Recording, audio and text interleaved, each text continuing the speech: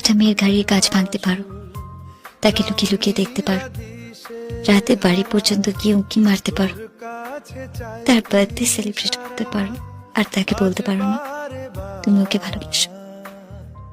কি করে তোকে বলবো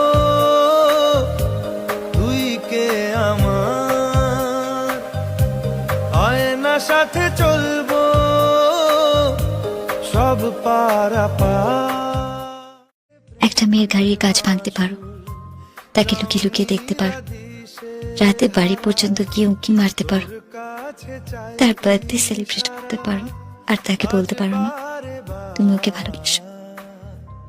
কি করে তোকে বলবো